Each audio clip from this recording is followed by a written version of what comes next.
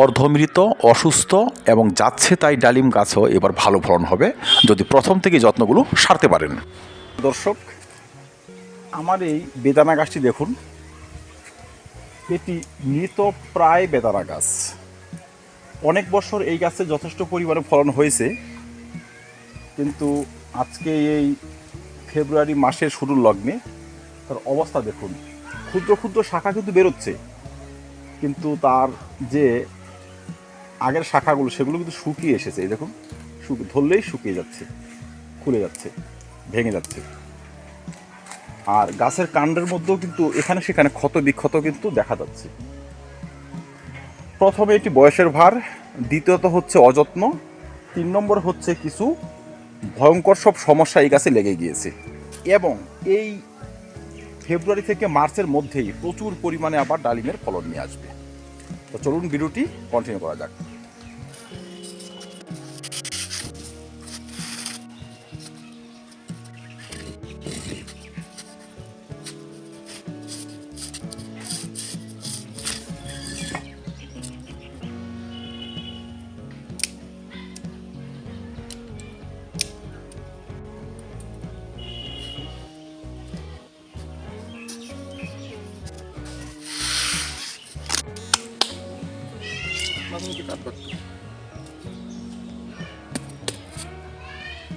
এবার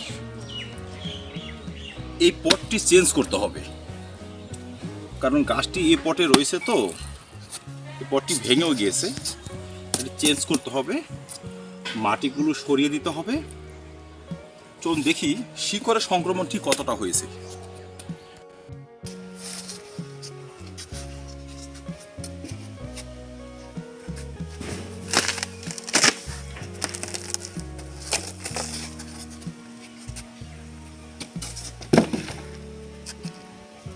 দেখুন, সম্পূর্ণ মাটিতে কিন্তু শিকড় একদম কভার করে ফেলেছে। এই পরিস্থিতি যদি হয়, সেক্ষেত্রে আপনার ডালিম গাছে ফলন কোনোভাবে হবে না। তাই পুরোপুরি গরম আসার আগে আগে আমাদের এদেরকে নতুন জায়গা দিতে হবে, নতুন খাবার দিতে হবে, নতুন পট দিতে হবে।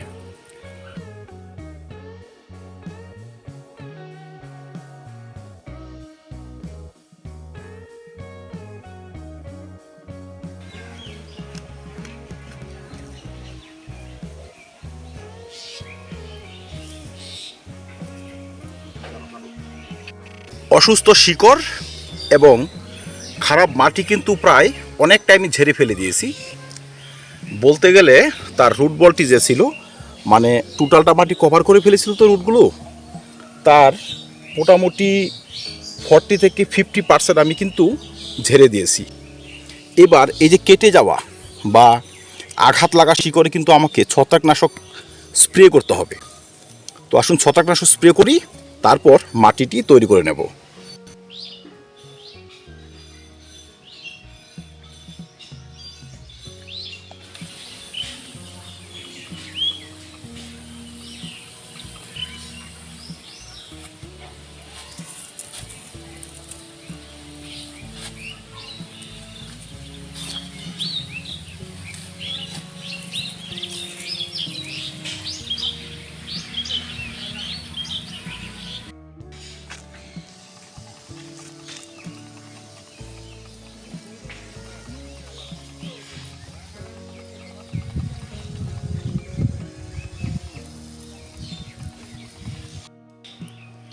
দর্শক, আমি মাটি নিয়েছি, একদম ঝুরঝুরে মাটি, রোদ্রে ভালো করে শুকিয়ে মাটি নিয়ে নেবেন। এবার এই মাটির 30%, অন্তত 30% সম্ভব হলে নিয়ে নেবেন কম্পোস্ট। কম্পোস্ট বলতে আমার এটি কিছুটা মিশ্র কম্পোস্ট। এখানে রয়েছে গোবর সার, পাতা পচা সার, এইসব উপাদান। 1 থেকে 2 বছরের পুরনো গোবর নিয়ে নেবেন, সেটি নিলেই হবে। এবার অন্য যে উপাদানগুলো মিশাতে হবে, তার মধ্যে একটি হচ্ছে ফসফরাস যুক্ত খাদ্য, সিঙ্গেল সুপার ফসফেট। যদি আপনাদের কাছে পর্যাপ্ত পরিমাণে হাড় গরু থাকে, সেটি নিয়ে নেবেন, মোটামুটি 1 থেকে 1.5 মুঠি। তো আমি ফসফরাস সারটি নিয়ে নিলাম 20 থেকে 25 গ্রাম। দানা অনুখাদ্য নিয়ে নিলাম 20 গ্রামের মতো। এবার আমি চুন ব্যবহার করব, পান খাবার চুন মাত্র 10 থেকে 15 গ্রাম।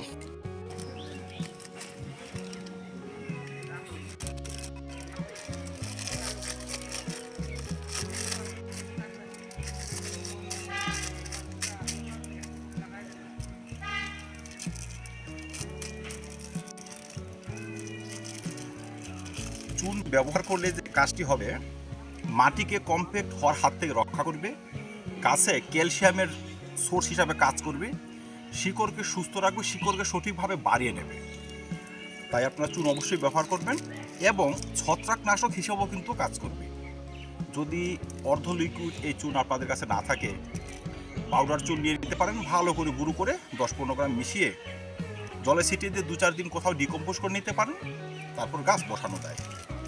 তো আমার চুনটি লিকুইড আকারে ছিল, আর খাবারগুলো বেশ কিছুদিন ধরে আমি ফেলে রেখেছি, মাটিটা তৈরি করা আছে, মোটামুটি তৈরি করা আছে। এখন আবার এই জৈব খাবারগুলো মিশিয়ে গাছটি আমি রিপোর্ট করতে পারবো। চলুন রিপোর্ট করে দিই।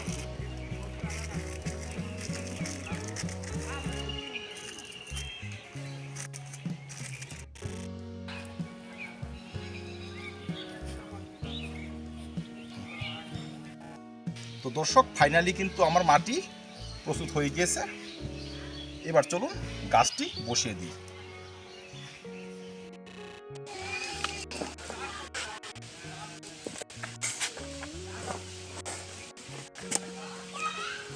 ড্রেনেজ সিস্টেমটা খুব ভালো করে করতে হবে, কারণ এক ড্রেনেজ সিস্টেম ভালো না হলেই কিন্তু আমাদের গাছ মারা যেতে পারে। তাই যারা ফলের বাস্কেটে গাছ করবেন, নিচের যে ফুটোগুলো আছে সেগুলো বিশেষ বন্ধ করবেন না, 2-4টি ফুটো বন্ধ করবেন, বাকি ফুটো থাকবে, এক্সেস জল যেন বেরিয়ে যায়। আমিও সেইভাবে করেছি। এবার এখানে অল্প একটু মাটি দিয়ে দিলাম, মাটি দিয়ে আমার গাছটি আমি এখানে বসাতে পারবো। বসানোর আগে আমাদের কিছু প্রুনিং করতে হবে। প্রুনিং বলতে অসুস্থ ডাল আমরা কেটে বাদ দিব, কারণ অসুস্থ ডাল যদি গাছে থেকে যায়, তারা আবার সেই ডাইব্যাকের সংক্রমণ নিয়ে আসবে, সেসব কিন্তু আমরা হতে দিব না। এই জন্য অসুস্থ ডাল কেটে বাদ দিব।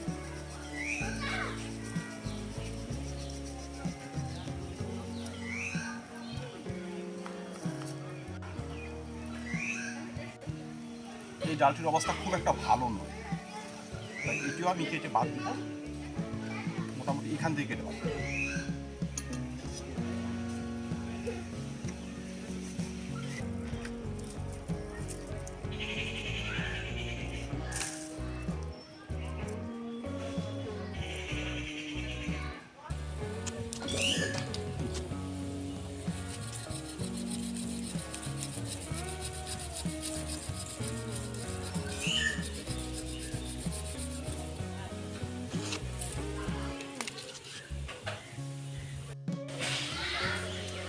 দর্শক, আমরা 2 ধরনের ডাল পেয়েছি। একটি হচ্ছে শুকিয়ে যাওয়া অসুস্থ ডাল, দ্বিতীয়টি হচ্ছে যে ডালগুলো ভিতর দিকে চলে গিয়েছে ওই ডালগুলো। বাইরেরগুলো রেখেছি, সুস্থ সবলগুলো রেখেছি। তো গাছটা অনেকটা হালকা হয়ে গিয়েছে, কারণ এক্সেস ডাল যদি আমরা রেখে দিই, তো এখন যে শিকড়ের কন্ডিশন, সেক্ষেত্রে এক্সেস ডালকে সে খাবার দিয়ে পুষ্টি দিয়ে কিন্তু বাঁচতে পারবে না। তাই এক্সেস ডাল এখন রাখা যাবে না, কিছুটা হালকা করে দিতে হবে। এবার আমরা এই পটে বসাবো, তারপর থেকে মোটামুটি 15 দিনের মধ্যে কিন্তু এরা আবার নতুন করে শিকড় ছাড়তে শুরু করবে, তখন আবার নতুন শাখাও ছাড়বে, এবং সেই শাখাতে কিন্তু 2-4টে করে ফল থাকবে। এই মার্চ এবং এপ্রিল মাসে যে শাখাগুলো আসবে, সেই সমস্ত শাখাতে ফুল হবে এবং সেই সমস্ত ফুল থেকে ফলে পরিণত হবে।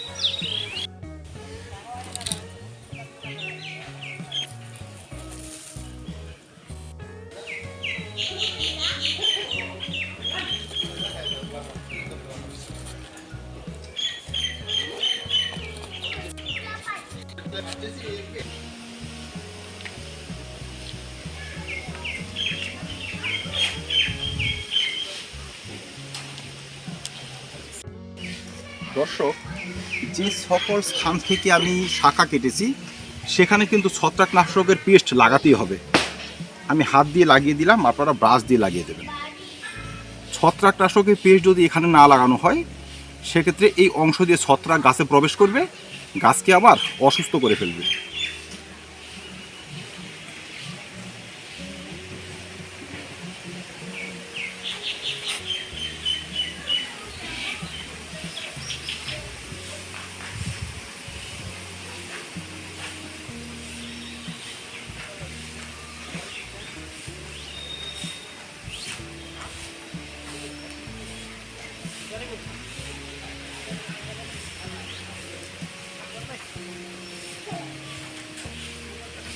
এবার পুরো গাছে ছত্রাকনাশক স্প্রে করতে হবে।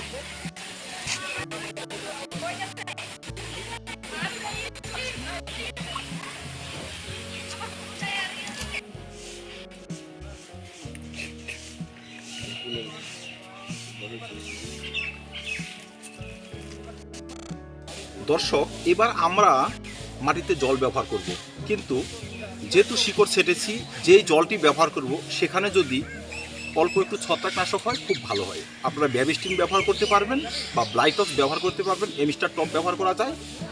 7 থেকে 10 দিন পর এখানে হাইড্রোজেন পারক্সাইড গোলা জল ব্যবহার করব। 1 লিটার জলে মাত্র 20 ml। হাইড্রোজেন ব্যবহার করলে গাছের প্রাণ শক্তি বেড়ে যাবে, দ্রুত শিকড় ছাড়বে, অক্সিজেন লেভেল বেড়ে যাবে।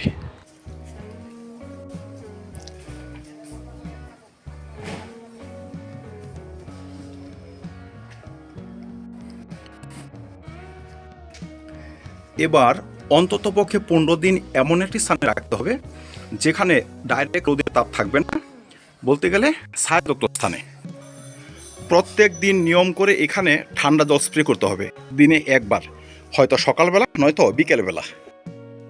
দর্শক, দেখতে পাচ্ছেন গাছটা আমি কোথায় রেখেছি। এখানে ডাইরেক্ট সানলাইট আসে না, সানলাইট উপর দিয়ে চলে যায়। এই জায়গাটি মোটামুটি ঠান্ডা। এখানে যদি 15 দিন রাখি, যখন নতুন শাখা পোশাখা গজাবে তখন আমি এখানে আবার দুটো উপাদান ব্যবহার করব। একটি হচ্ছে প্রথমে চুনগুলা জল আরেকবার, দ্বিতীয়টি হচ্ছে হিউমিক অ্যাসিড। হিউমিক অ্যাসিড যদি থাকে 1 লিটার জলে 2 গ্রাম, বা পটাশিয়াম হিউমেট যদি থাকে 1 লিটার জলে 2 গ্রাম করে গুলি আপনারা দিয়ে দেবেন 15 দিন পর। এখন দিতে হবে না, 15 দিন পর একবার, তার 15 দিন পর আরেকবার, 2 বার ব্যবহার করে দিলে নতুন করে শিকড় সার্ভাইভ করতে শুরু করবে, আপনার গাছ আবার সুস্থ সতেজ হয়ে আসবে। আর আশা রাখছি 2 মাসের থেকে 3 মাসের মধ্যে এই ডালিম গাছ থেকে আপনাদের আমি ফুল এবং ফল দেখাতে পারবো। দর্শক, যাদের অর্ধমৃত গাছ রয়েছে, যে গাছের অবস্থা খুবই খারাপ, এইভাবে ট্রিটমেন্ট করে তাকে সুস্থ করে তুলুন, আবার ডালিমে ভরে রাখবে আপনাদের সেই গাছগুলি। তো ধন্যবাদ দর্শক, দেখা হবে অন্য ভিডিওতে অন্য কোনো টপিক নিয়ে। ভিডিওটি ভালো লাগলে লাইক এবং শেয়ার করবেন, চ্যানেলটি সাবস্ক্রাইব করে পাশে থাকবেন। ভিডিও দেখার জন্য অসংখ্য ধন্যবাদ।